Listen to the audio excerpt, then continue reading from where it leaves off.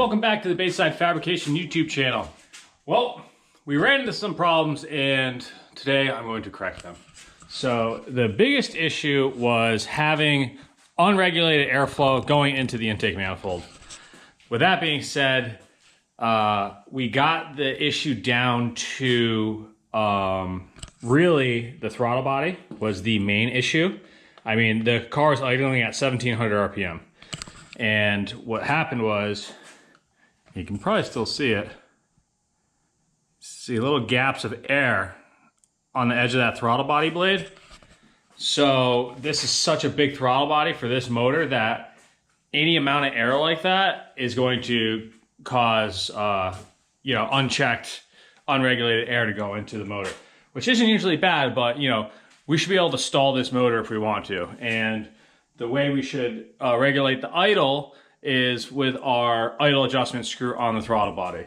So with that being said, we also think there is a leak at the intake manifold gasket. So unfortunately, I have to pull the intake manifold, which is kind of a pain. So I got the car, I got kind of all cleaned up and just kind of back to square one.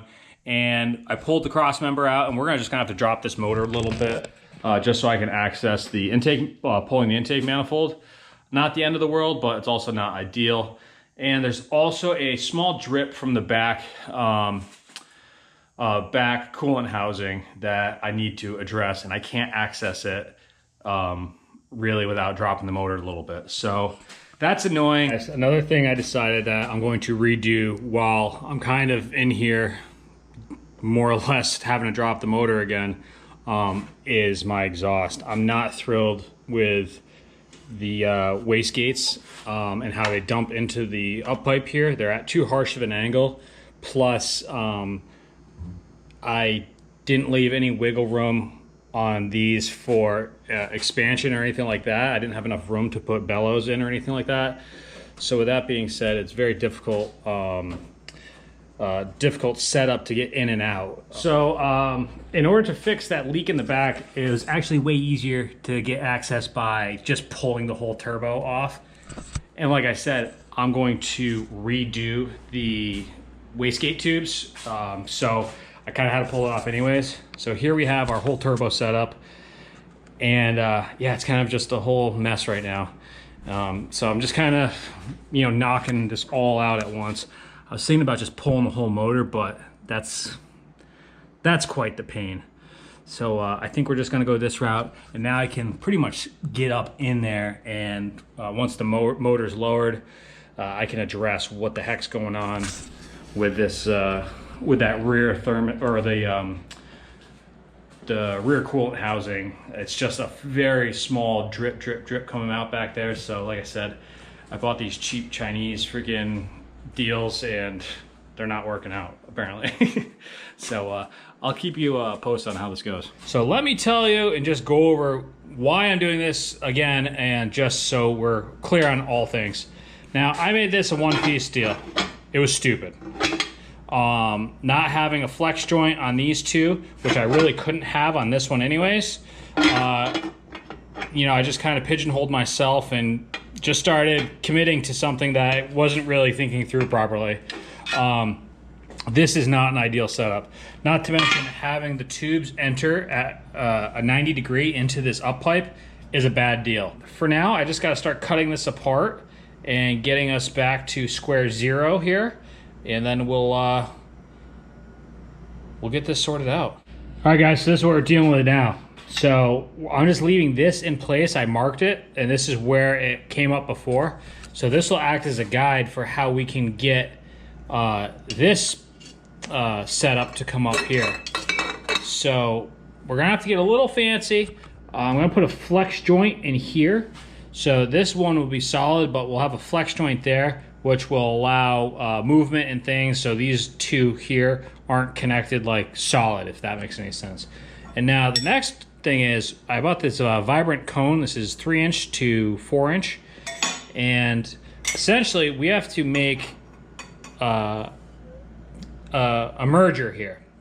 So what I'm gonna do is throw this in the press, oval this side out here so we can get the tubes in, and then we'll figure out how to make a little, essentially a little 2-to-1 setup here.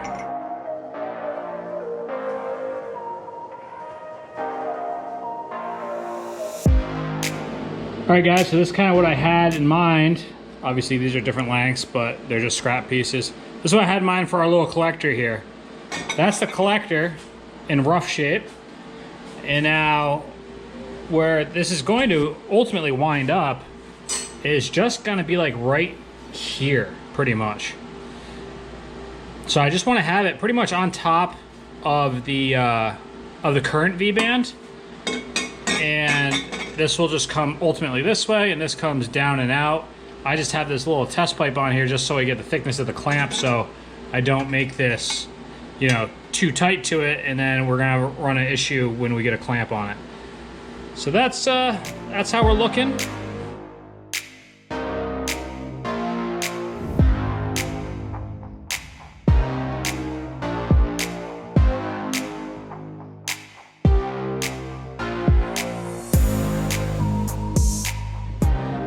Well, check out what I have going on here. So you can see I coned out the back side. This side is our 3.5-inch diameter. Obviously, this is just sticking through for excess length because I don't want to cut it before I need to know I have to. And that's how it's going to fit. And so we'll want this flange. Ultimately, I'll have to cock this a little bit upwards. We just want to make sure we have enough clearance between this V-band and here. That's really the main goal. But this gate here will act as the anchor, more or less.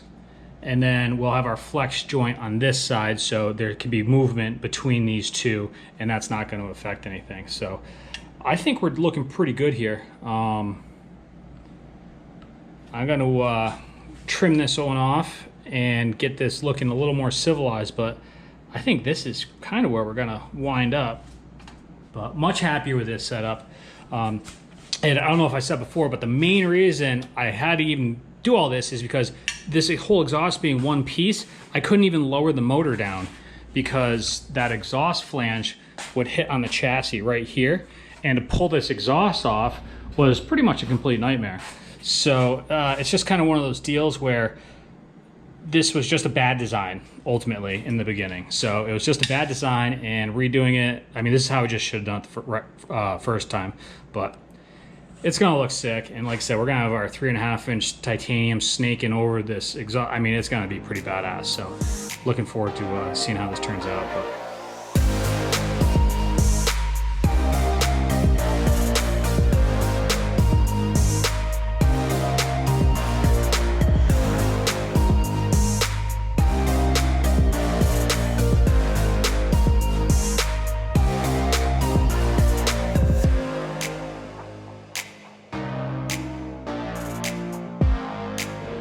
all right, guys, here's where we're at. Now, my objective is to just weld this ring on here. So this kind of ovaled out when I had to oval out this backside.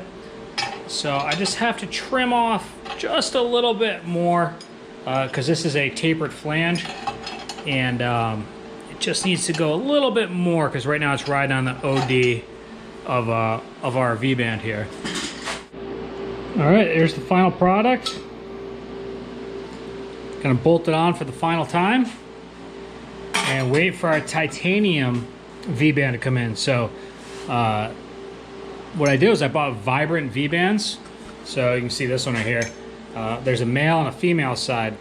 So I bought two stainless set, male and female, and then I bought two titanium male and females. So we got stainless on one side, titanium on the other. And it works for obviously both sides. But dude, this piece right here, $90. Just this titanium V-band. So yeah, not cheap to work with. But anyways, that's what we're dealing with here. So I'm gonna bolt this back on. And now we have our two separate deals, and I'm pretty happy with how it's turned out. All right, now we're just welding our up pipe It's obviously not oriented in the right position, but the idea is to keep this flange clamped to the turbo, the exhaust housing here. That way it doesn't warp. And we also do it in like 1 inch, 1.5 inch sections for weld. That way the flange stays flat. So that's what we're doing, and what we'll do is just loosen the clamp, rotate it, so we can access the whole thing. But that's the up pipe.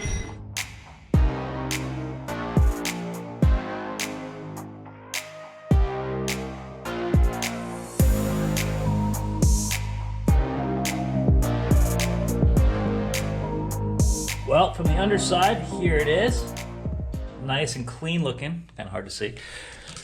And then the top side, this is our final product. So it really worked out just as I had planned. And so this down pipe or up pipe here is obviously removable. But what I'm gonna do is have titanium coming from there, right out this driver's side exit.